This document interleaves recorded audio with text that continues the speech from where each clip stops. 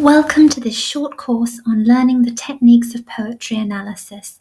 The course is aimed at students between 16 and 18 years old, but it's useful for anyone who would like to know how to analyse poetry more skillfully. The course is divided into 4 parts.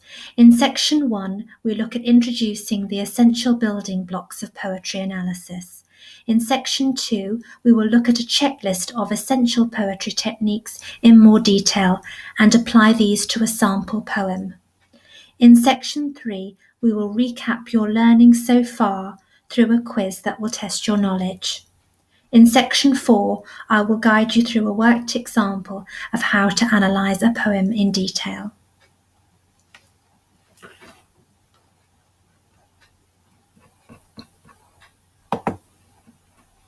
In the next section, we will look at a helpful checklist that goes into lots of detail that you should always have handy with you when analysing any poem. But just to introduce these points of analysis, I've provided a brief checklist for you here. The things you should think about when analysing any poem are subject matter, first of all. What do we know that the poem is about? What words can you pick out that tell us what the setting of the poem is? And what's the point of the story, really? And look for clues in the poem about that. The next is the form of the poem.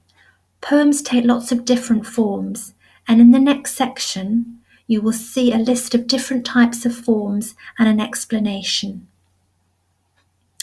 The point with form, when you're talking about how it affects a poem, though, is how the poet conveys meaning and how it complements the story that the poet is telling you.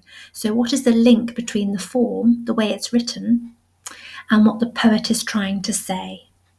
The next point is structure. The structure is the internal organisation of a poem.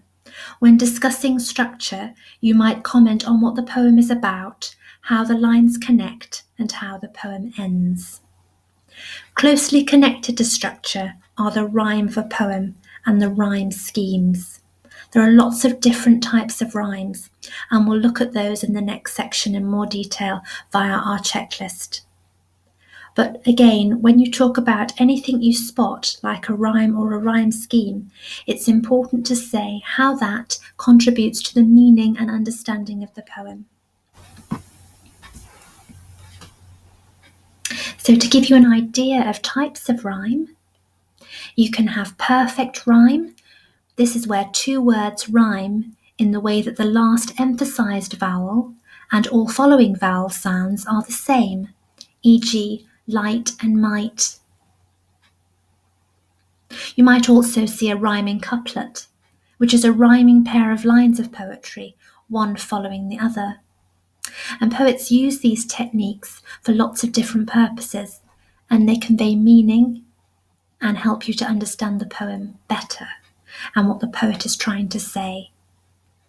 So whenever you're talking about the techniques that you've spotted, it's essential to say how they convey meaning in the poem and how they help you understand what the poet is telling you. The last but not least very important thing is language. And there are lots and lots of points of language, which I cover in the checklist in the next section in more detail. But to give you an idea of points of language, the things to be talking about here are things like imagery, the pictures that a poet conveys through words.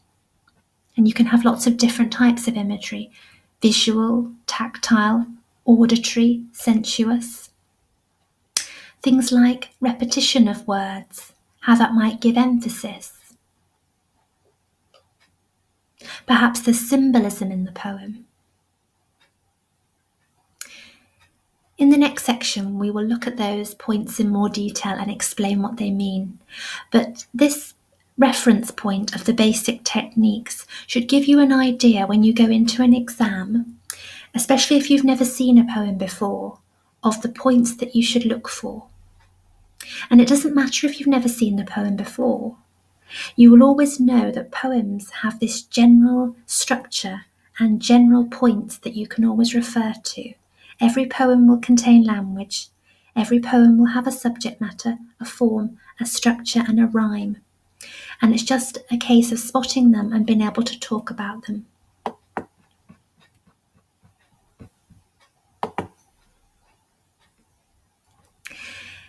In the next section, as I mentioned, you will find a helpful checklist of key poetry techniques. These techniques are used to convey meaning and express the ideas and emotions behind a poem.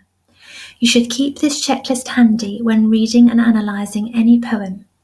The poems you read will be different, but the features here will be common to many poems.